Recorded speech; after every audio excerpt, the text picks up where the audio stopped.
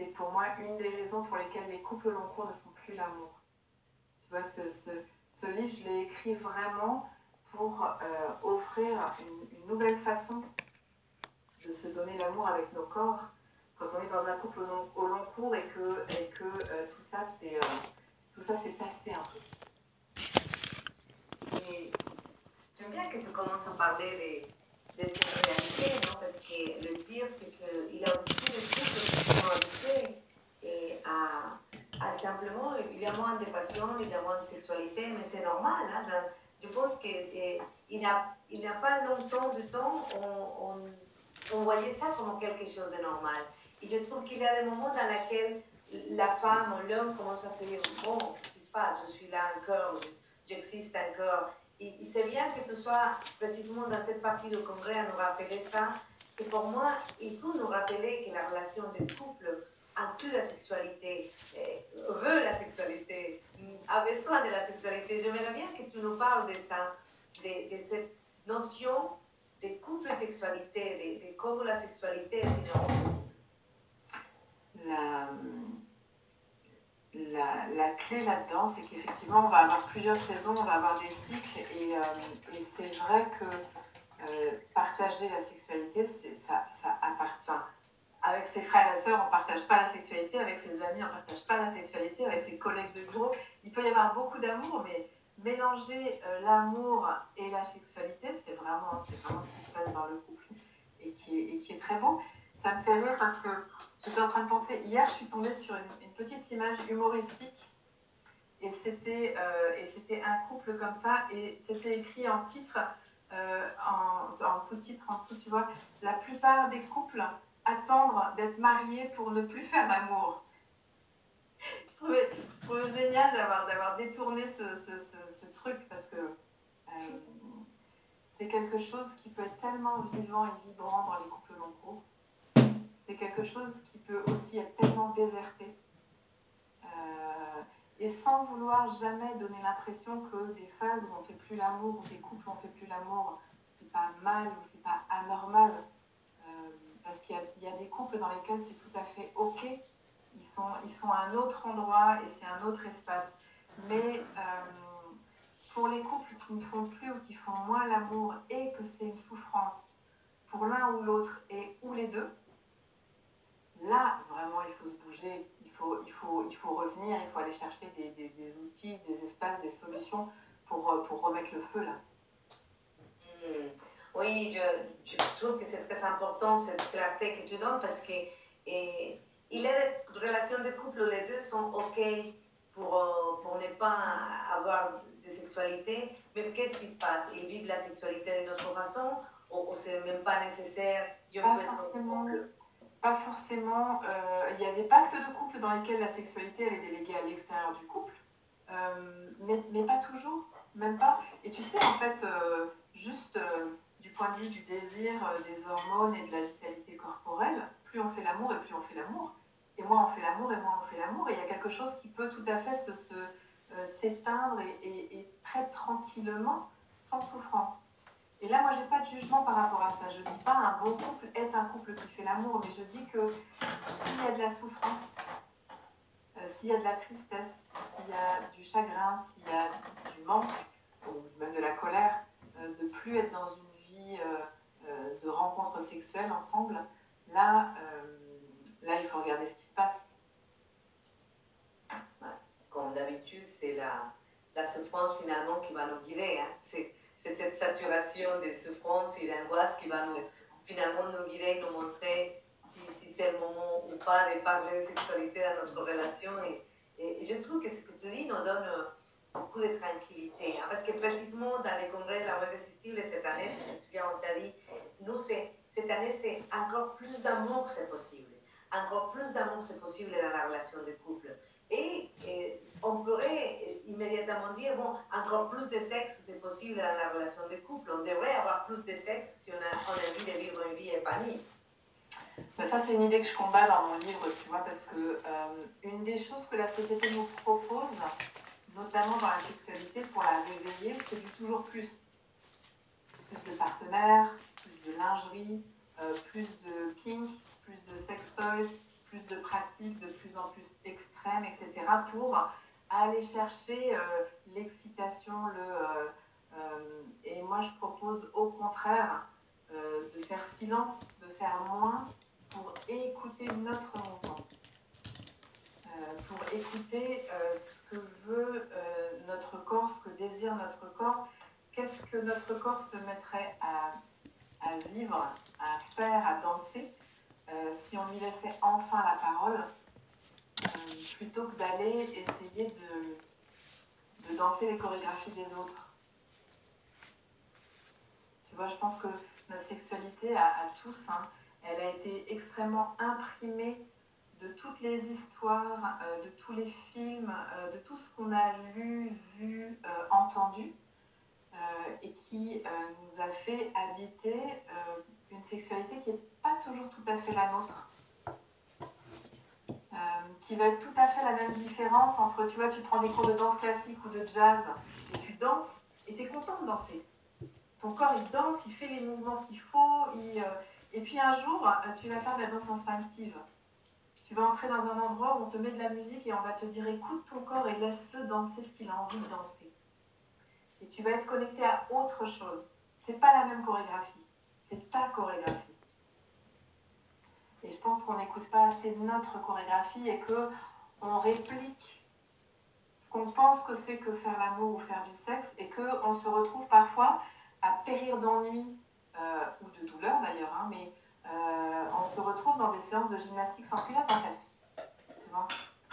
C'est drôle que tu dises ça parce que vu comme ça, c'est vrai que finalement, la danse instinctive, la danse classique, le jazz, ils ont tous leur côté sympa, non? Mais dans quel moment on est en souffrance, on revient à la même chose. Dans quel moment je suis en souffrance parce que je suis nulle au modern jazz, par exemple. Moi, je suis nulle au modern jazz. Je me souviens les jours où je suis allée essayer un cours, c'était une catastrophe. Et dans quel moment, précisément pour ne pas s'adapter à tout ça, on devient frustré. C'est un moment, et là tu parles de cœur, mais le cœur, quand on a été isolé, quand on n'a pas appris, comme on n'a pas l'habitude d'apprendre à écouter son corps, dans quel moment tu as trouvé que ton corps pouvait être vraiment ton maître et te guider? Moi je pense que les femmes l'entendent en premier, et qu'elles n'osent pas aller guider leur partenaire vers une autre façon d'aimer, vers une autre sexualité. Je pense que les femmes, elles ont une polarité d'initiatrice qui est hyper puissante, mais que pour des questions relationnelles, pour des questions de tabou, pour des questions d'entente, pour des questions de culture, pour tout un tas de choses, je pense que les couples qui arrivent à continuer à faire l'amour au long cours, ils ont pris un virage ensemble dans leur sexualité. Et que souvent, ça passe par la femme qui sent que ça ne lui convient plus. Que c'était génial jusque-là de danser le classique ou le modern jazz ou le rap ou ce que tu veux, mais qu'il y a un appel, il y a quelque chose qui appelle, il y a une notion que autre chose. Ok, il y a eu 68, il y a eu la pilule et on s'est mis à banaliser le fait d'avoir des rapports sexuels, alors qu'avant c'était tabou, ça c'était caché, il ne fallait pas le dire, etc. Aujourd'hui, on a le droit à s'éclater, aujourd'hui on vit la liberté, mais pour moi, la vraie révolution sexuelle, ce sera quand on sera en connexion avec nous, avec notre corps, avec notre mouvement, avec notre rythme, avec l'autre, avec plus grand. Tu vois, pour moi, vraiment, la révolution sexuelle, ce sera la révolution de la connexion. Parce qu'aujourd'hui, la plupart des mouvements de sexualité, la plupart des relations sexuelles ne sont pas connectées vraiment. On cherche un orgasme ensemble, l'un à l'occasion de l'autre, mais un peu chacun dans sa solitude. Et on nous propose des manuels de friction pour orgasme, on nous propose des bouquins, des notices pour jouir mieux, pour jouir plus fort, des techniques. C'est génial de savoir à quoi sert un clitoris. C'est super. Et c'est pas ça qui va faire non plus la connexion. Il faut pas s'arrêter là. Il faut pas s'arrêter là. On n'est pas des organes. N'importe qui peut frotter des organes et obtenir un orgasme. Mais c'est pas, il y a une autre dimension qui est possible de toucher en faisant l'amour. Je suis tout à fait d'accord avec toi parce que c'est précisément ce qu'on cherche avec l'amour irrésistible. C'est élever les résistances pour que l'amour puisse s'exprimer à travers nous, mais tel qu'il a envie de s'exprimer à travers nous. Hein, parce qu'on le met, c'est vrai, au milieu de tellement des formats précis, des caisses précises que la frustration est presque inévitable dans la relation de couple quand on se met à se comparer ou à essayer de faire avec. Il y a quelque chose qui m'a beaucoup interpellée depuis qu'on a commencé cet échange cette année avec toi, c'est cette clarté que tu as par rapport au cœur. C'est le cœur qui va nous suivre, le cœur qui va nous guider, le cœur qui sait. Et dans quelle mesure on est conscient de ce cœur et dans quelle mesure on pourra encore l'être plus conscient pour l'écouter, pour l'entendre. Oui. Moi, une question que j'aime bien poser, c'est est-ce que tu habites un corps château ou est-ce que tu habites un corps prison? Évidemment, dans cette notion-là, il y a comment tu aimes ton corps, comment tu l'accueilles, comment tu le vis. Et donc, il y a toute une histoire avec notre corps, parfois à revisiter, mais aussi juste très, très pragmatiquement se poser la question, comment est-ce que j'habite un corps, est-ce que j'habite un corps d'une façon qui va me mettre en énergie, et donc en énergie sexuelle et en désir. Est-ce que je bois d'une façon que mon corps a besoin de boire? Est-ce que je suis hydratée? Est-ce que j'ai le verre de vin de trop qui fait que je suis assoupie, que je suis endormie, que je suis anesthésiée, que je bamboue, que je lubrifie plus? Parce qu'on sait que l'alcool déshydrate. Est-ce que je m'alimente d'une façon qui me met en énergie ou d'une façon qui me prend de l'énergie? Évidemment, dans cette notion-là, il y a comment tu aimes ton corps, comment tu l'accueilles, comment tu le vis. Et donc, il y a toute une histoire avec notre corps, parfois à revisiter, mais aussi juste très, très pragmatiquement se poser la question, comment est-ce que j'habite un corps, est-ce que j'habite un corps d'une façon qui va me mettre en énergie, et donc en énergie sexuelle et en désir? Est-ce que je bois d'une façon que mon corps a besoin de boire? Est-ce que je suis hydratée? Est-ce que j'ai le verre de vin de trop qui fait que je suis assoupie, que je suis endormie, que je suis anesthésiée, que je bamboue, que je lubrifie plus? Parce qu'on sait que l'alcool déshydrate. Est-ce que je m'alimente d'une façon qui me met en énergie ou d'une façon qui me prend de l'énergie? On a tous connu des repas de famille où après on va se coucher et il n'y a plus personne qui bouge. Est-ce que je bouge dans ma vie d'une façon qui me met en énergie ou qui me prend de l'énergie, etc., etc. C'est vraiment la question, comment j'habite ce corps? Est-ce que je fais le cadeau à mon corps de le monter en énergie par des pratiques, par l'alimentation, par etc., etc., ou est-ce que j'habite mon corps d'une façon qui étouffe son énergie? Parce qu'on a besoin aussi d'être en énergie pour faire l'amour. Wow, je crois que là, tu nous as donné des choses vraiment concrètes parce que cette histoire d'être dans une corps prison, c'est vrai, et j'ai expérimenté ça, qu'on a envie de faire l'amour, mais le corps ne suit pas, quoi. Parce qu'on est au trop plein, au trop fatigué, mais on a cette envie à l'intérieur de nous. Et dans ces cas-là, c'est vrai que le corps devient une prison, et on revient à ton idée de faire l'amour doit être quelque chose de plus grand, doit connecter avec quelque chose de plus fort. Et de quelle manière nous pourrons aller vers un consentement, une idée plus ouverte, surtout nous les femmes, de nous ouvrir à une relation de couple, à une sexualité différente, et ne pas laisser que toutes ces choses-là, le cœur, les expériences qu'on a eues, l'énuiement, parce qu'on dit c'est toujours la même chose, c'est toujours lui qui commande. Dans quel moment on peut aller vers un consentement vraiment plus authentique? Alors moi, je suis assez radicale sur cette question du consentement. Je dis partout, le consentement, c'est pas juste être d'accord, c'est en avoir envie. Parce qu'il y a plein de couples dans lesquels il va y avoir une proposition, une invitation sexuelle, et en face, ça dit à l'intérieur, pas envie, mais on va dire d'accord. Et être dans une relation où je vais te faire la gueule si tu as refusé, tu vois, tout ce qui est mettre la pression, casser l'ambiance, tout ce qui est je vais perdre quelque chose dans le lien si je dis pas oui à ton invitation, tout ça, c'est pas du consentement. Tout ça, c'est pas du consentement, pour moi.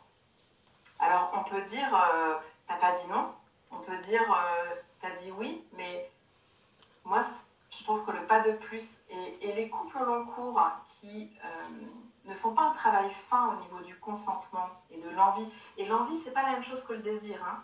Je suis pas en train de dire le consentement, c'est quand on a du désir.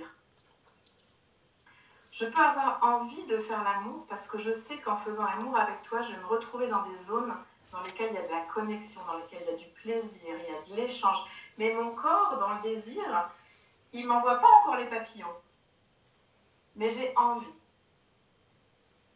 Et ça, c'est une distinction. Mais parfois, j'ai pas envie, j'ai pas le désir, mais je sais que si on ne fait pas l'amour, ça va être une catastrophe dans la relation. Je vais le payer d'une façon ou d'une autre, ça va casser l'ambiance, etc. Et ça, c'est pas du consentement. Je voudrais que ce soit très clair pour les couples. Les couples qui ne respectent pas cette histoire de consentement tuent toutes les possibilités de la sexualité au long cours. Parce que faire l'amour sans envie, ça peut devenir très vite du trauma. Et tu as raison d'être si clair sur cette histoire. Alors, on peut dire, t'as pas dit non. On peut dire, pas l'amour, ça va être une catastrophe dans la relation, je vais le payer d'une façon ou d'une autre, ça va casser l'ambiance, etc. Et ça, c'est pas du consentement. Je voudrais que ce soit très clair pour les couples. Les couples qui ne respectent pas cette histoire de consentement tuent toutes les possibilités de la sexualité au long cours. Parce que faire l'amour sans envie,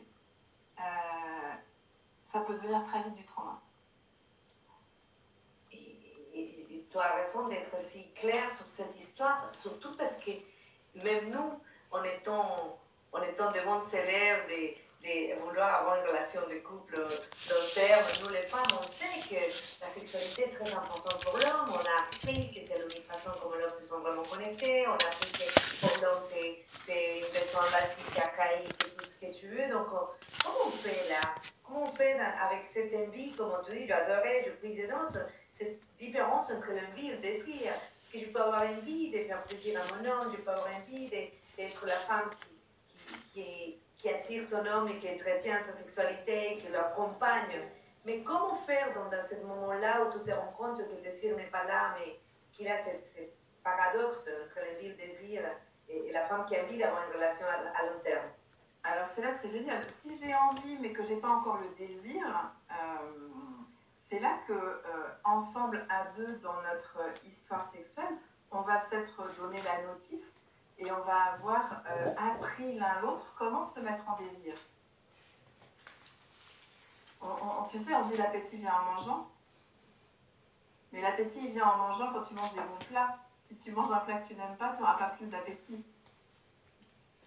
Donc il y a quelque chose vraiment dans l'échange et dans des compétences qui va nous emmener de l'envie au désir. Mais en tout cas, je veux un oui intérieur. Okay. Et le oui, il peut être ici, il peut être juste dans la tête, oui, j'ai envie de faire l'amour avec toi. Mon corps, pour le moment, il est endormi ou il est encore dans la to-do list, où il est encore dans le stress de la journée, de ceci, de cela, mais oui, ouvrons-nous un espace dans lequel on va se rencontrer. Et je sais que mon corps va venir dans la fête. Mais il faut ce oui intérieur. Sinon, on appauvrit vraiment les possibilités de la sexualité au long cours. Parce que c'est plus de la rencontre, En fait, c'est plus la fête. Faire la planche et regarder le plafond en attendant que ça se passe, c'est un drame pour les deux.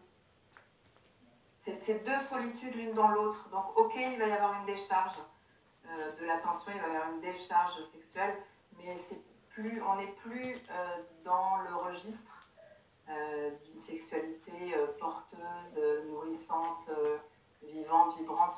Tu vois, on n'est plus dans la connexion. Il y a des gens qui se déconnectent de leur corps pour pouvoir entrer en sexualité. Je reviens parce que je trouve que ce que tu es en train de nous raconter est très important et je crois qu'il a un besoin de prendre au sérieux notre oui intérieur. J'aime bien quand tu disais on a besoin de ces oui.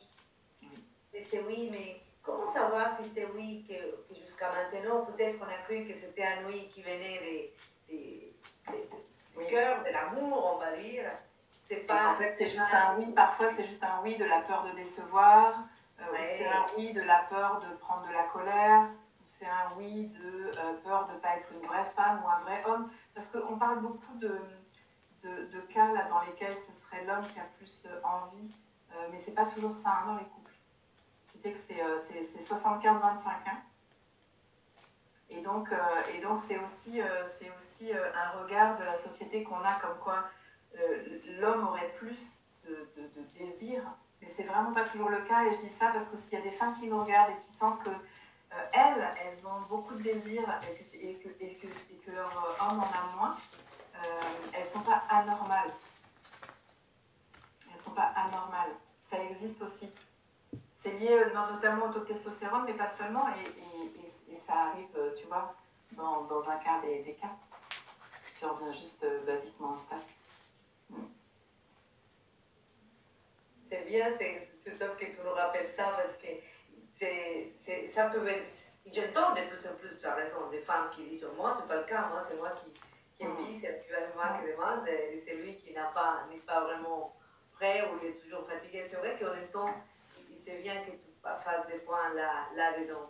Donc, mais je veux quand même que tu nous parles un peu plus en détail.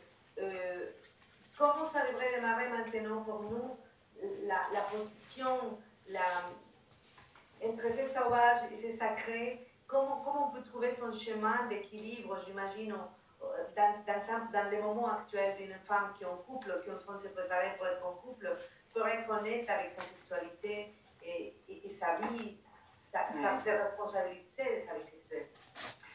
Moi, je propose de ralentir. Je propose d'expérimenter des rencontres sexuelles dans lesquelles vraiment on se met sur un autre tempo, un autre rythme. Ralentir, respirer et prendre le temps de sentir tout ce qu'on sent. Et quand je dis sentir tout ce qu'on sent, c'est évidemment sentir tout ce qu'on sent sensoriellement, mais aussi dans nos émotions. Vraiment prendre le temps de traverser tout ça, mais dans un temps infini, en fait. Parce que très souvent, quand on fait l'amour, on va très vite parce qu'on cherche l'orgasme, alors que si on ne cherche pas l'orgasme, mais le moment de la connexion, et qu'on respire et qu'on ralentit, on va se mettre à vivre tout un tas de choses. Et c'est là qu'on va comme débloquer des niveaux qui nous emmènent dans le divin et dans le sauvage. En ralentissant, en respirant et en se connectant à tout ce qui est là. Et c'est pas toujours gagné faire ça, c'est pas toujours un chemin qu'on se prend au sérieux. Et on se plaint beaucoup, les femmes, et je parle comme ça parce que je sais que, et bon, et tu le sais aussi, qu'on vit cette rencontre du Congrès de l'amour irrésistible comme un grand cercle de femmes. Et précisément pour ça, parce que je trouve que c'est important d'avoir cet espace dans lequel on peut prendre aussi nos responsabilités. Et on se plaint énormément des vies sexuelles qui n'est pas épanouie pour nous, mais est-ce qu'on prend le temps? Et comment tu fais pour provoquer ce temps, ce ralenti, et quand tu viens d'avoir une sexualité dans un oui déguisé pour faire plaisir ou pour éviter le conflit? Comment faire ces passages? Alors, moi, ce que je propose aux couples, déjà, c'est de devenir très talentueux pour... tu sais, souvent, il y a une demande sexuelle, si on revient sur ce consentement-là, il y a une demande de rencontre sexuelle qui n'est pas toujours forcément orientée par un besoin de sexualité, mais souvent par un besoin d'être ensemble. Et c'est juste qu'on ne sait pas faire autrement que de glisser vers de la sexualité. Et donc, c'est une vraie compétence à muscler. Si j'ai pas envie de faire l'amour et que toi, tu as envie de faire l'amour, de proposer une alternative, de dire, écoute, vraiment, j'ai pas le oui intérieur là, mais comment est-ce qu'on pourrait se connecter très fort? Est-ce que tu voudrais qu'on aille se promener? Est-ce qu'on peut se donner un massage non sexuel? Est-ce qu'on peut juste se mettre l'un contre l'autre? Est-ce qu'on peut lire un bouquin ensemble? Qu'est-ce qu'on peut faire ensemble qui va nourrir le besoin de connexion sans nous emmener dans un terrain sexuel? Parce que là, tu vois, je suis pas dans le mood, je me sens pas sexuelle aujourd'hui. Mais je veux pas refuser cette proposition de connexion. Parce qu'en général, quand on refuse, on dit non, et puis on se tourne, et puis chacun est de son côté. Et donc, non seulement on refuse la sexualité, mais on refuse être ensemble en ce moment, tous les deux. Et souvent, il y a des hommes ou des femmes qui vont demander de la sexualité, alors qu'en fait, leur besoin, c'est un besoin de contact et de connexion. Et donc de chercher ensemble, écoute, non, j'ai pas envie de faire l'amour, mais qu'est-ce qu'on pourrait faire ensemble qui nous fasse nous faire sentir ensemble? Et de développer tout un terrain de jeu. Ça demande quand même avoir fait un travail dans la communication avec notre partenaire, hein, parce que si par exemple il y a une femme qui vient de regarder, là elle s'inscrit à ce congrès, elle vient, elle nous rencontre, et c'est la première fois qu'elle a une approche comme ça de la sexualité, de la vie en couple, et ça demande quand même un chemin, donc il ne faut pas attendre que la réponse soit assez rapide. Quelle est ta vision professionnelle par rapport à ça? Oui, Marie-Isabelle, c'est pour ça que je parle de révolution amoureuse et de révolution sexuelle, et c'est pour ça que j'aime tellement ton travail, parce que toi et moi, on travaille pour installer une nouvelle façon d'aimer. On est là pour dire à toutes ces femmes, et je vous dis, chères femmes, il existe, on peut s'ouvrir un monde à deux, et les hommes sont merveilleux parce que quand on leur donne la main et qu'on les emmène là-dedans, il y a une partie d'eux que ça détend tellement, qui n'est plus obligé non plus de faire semblant, etc. Parce qu'on peut dire les hommes ceci, les hommes cela, mais ils ont eu des messages, ils ont des injonctions, ils ont des pressions, et on fait tout ce qu'on peut avec les moyens du bord.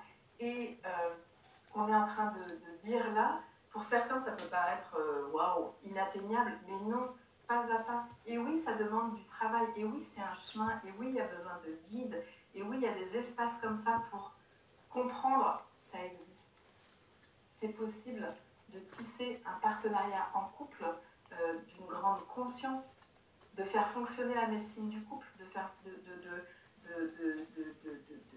plonger dans l'intelligence amoureuse et de développer une nouvelle façon de faire l'amour. Mais oui, c'est la révolution. Je suis d'accord, Marisa. Pour certains, ça va paraître fou, voire perché. Ils doivent se dire, mais elle développe Florentine, elle vit pas avec des vrais gens. Mais si. Mais on a fait un chemin. J'étais pas comme ça à 20 ans. Et c'est ça la beauté du monde. C'est qu'on peut choisir et orienter la vie et la relation qu'on rêve de vivre. Oui, c'est ça qui m'anime de toutes les façons, moi, et je te remercie de dire ça, parce que c'est vrai, les gens peuvent penser, et je sais qu'il y a beaucoup de femmes qui sont en train de nous regarder pour se dire, oui, mais bon, Florentine et Marie-Isabelle sont pas, ils sont avec des hommes de notre planète, et nos hommes n'ont pas été toujours comme ça, nos hommes n'ont pas été, c'est des hommes qu'on trouve dans la rue, c'est des hommes, je veux qu'on puisse, nous les femmes, comme tu disais, faire cette révolution et arrêter de croire que les hommes, ce sont des personnages qui ne comprennent pas et qui n'ont pas envie de cette connexion. C'est ça que je pense que c'est la clé, hein, que les femmes comprennent que les hommes sont disponibles à ça, mais pareil que nous, elles ne savent pas comment faire. On rêve de se rencontrer. les hommes et les femmes. On rêve de vraiment se rencontrer. On rêve de tisser une relation dans laquelle on a vraiment le droit d'être soi, dans laquelle on peut grandir ensemble. Et tu sais, mon homme, il n'était pas comme ça il y a 25 ans, mais moi non plus. Et on a fait un chemin. C'est ça qui est génial, c'est de faire un chemin, d'apprendre. C'est un choix, c'est une décision, c'est un engagement, c'est des pratiques, c'est se mettre en route. C'est se mettre en route, et c'est des congrès comme ça qui donnent envie de se mettre en route. Oui, et tu parlais tout à l'heure, je reviens, tu disais, la sexualité c'est une fête. Une fête qu'on organise, une fête où on est invité. Pourquoi tu ramènes cette idée de la fête? Ça m'a interpellée, j'ai trouvé ça sympa. Je ramène cette idée de la fête parce que je me dis que, en fait, la sexualité c'est une fête, on peut l'anticiper ou elle peut s'improviser. Moi, j'invite les couples à se donner rendez-vous pour faire l'amour. Et quand je dis ça, en face, j'ai des cris de dire « Ah non, on va pas se donner aussi rendez-vous dans l'agenda pour ça. » Mais si, en fait, parce qu'on a des vies tellement dingues que si on ne prend pas des rendez-vous dédiés à l'amour, finalement, au fur et à mesure du temps, on ne va plus faire l'amour. Et je ne parle pas du quickie vite fait, hein, quand il y a le désir qui monte. Je parle de prendre le temps, vraiment. Et c'est ce qu'on fait au début de la relation. Hein. On se donne rendez-vous pour aller au ciné, au resto, au machin, mais en vrai, on sait très bien qu'on est en train de prendre rendez-vous pour faire l'amour. Et d'ailleurs, on met nos jolis sous-vêtements et on peint nos ongles de pied, tu vois, parce qu'on sait très bien comment ça va finir. Et on sait que c'est pas le cinéma, on n'est pas intéressé par le film, tu as raison. On prend le temps, c'est vrai. Mais c'est ça, exactement. Et donc, n'ayant pas peur de prendre rendez-vous en couple pour faire l'amour, et ça va rien dire de la qualité de la fête. C'est pour ça que je compare ça à la fête, parce que tu peux très bien être invité à une fête dans 2 mois, tu as reçu ton petit carton, et tu vas te faire belle, et tu vas te faire tes cheveux, et tu vas te maquiller, tu vas te rendre à la fête, et tu sais que c'est une fête, et tu vas passer une méga soirée. Ou alors parfois, tu as 3 amis à dîner, et puis tout d'un coup, il y en a un qui met la musique, et puis ça va être une vraie fête, et on ne savait pas qu'on allait faire la fête. Et bien la sexualité, c'est pareil. On peut se donner rendez-vous pour cette fête, ou alors elle peut advenir et jaillir comme ça, parce que, bah, voilà, il y a cette petite magie du moment qui va nous emmener dedans. C'est pour ça que je parle de fête. Je trouve ça génial, et surtout cette idée de pouvoir la programmer, pouvoir la jouer en spontanéité, je trouve ça génial. C'était un concept de rendez-vous qui, chez nous, ça a été difficile à mettre en place, hein, parce que pour Olivier, c'était pas quelque chose. On va se donner un rendez-vous quand même, en plus on travaille ensemble, on est toujours ensemble, on ne comprend pas. Parce qu'il le voyait comme le comble précisément de la déconnexion. Mais petit à petit, comme tu dis, quand je commençais à m'habiller, à faire des choses extraordinaires, finalement, l'homme, surtout, il va dire « Ah ouais, finalement, tes rendez-vous, c'est bien, ça motive, c'est intéressant. » Pour les femmes, c'est extraordinaire d'avoir rendez-vous parce que le corps commence la fête en anticipation. Totalement. Il y a quelque chose vraiment on a rendez-vous avec une partie de soi qui n'est pas toujours vivant dans la journée comme ça, mais le fait de savoir qu'il y a rendez-vous, il y a quelque chose qui se prépare à la fête et qui est un énorme cadeau pour les femmes. Parce que, tu sais, on dit des bêtises comme les préliminaires, ça dure 20 minutes, etc. Non, les préliminaires, ça dure 1 semaine. Il y a quelque chose du tempo qui est différent. Et d'avoir un rendez-vous, le corps commence déjà à se mettre dans la fête. On y pense, il y a vraiment... et le cadeau pour les hommes, quand ils arrivent à la fête et qu'ils ont rendez-vous, c'est qu'ils savent que ça va être la fête. Il n'y a pas déjà toutes ces barrières de dire est-ce que je vais être rejetée, comment ça va passer, est-ce que tout ce brouillard-là, pour les 2 partenaires, il est évacué. C'est juste toi et moi, on a décidé qu'on était un couple qui voulait rester vivant et vibrant, et on a rendez-vous avec notre être sexuel ensemble. Waouh. Beau, beau, beau adulte, je crois. Adulte, on a besoin de vivre notre sexualité de cette façon. Tu sais, qu'est-ce que c'est une autre chose que je trouve géniale de ce rendez-vous? C'est le fait que nous, les femmes, on est très critiques avec son corps aussi. Et plus on a le temps de se préparer, comme tu dis, et de ne pas penser, ah, mais les ongles de pied ne sont pas coupés. On peut rester notre tête, elle peut rester fixée dans des choses qui n'ont rien à voir, et précisément que les hommes n'ont rien à penser à ça. Mais je pense que même pour ça, même pour ces petits détails de notre manque d'amour de nous-mêmes et de notre corps et de comment on est, le simple fait de décider si tu te piles ou tu ne te piles pas, de décider si tu portes un soutien-gorge qui te plaît ou pas, je trouve que là, simplement, on gagne déjà énormément de tranquillité et de possibilités de donner un oui plus vrai.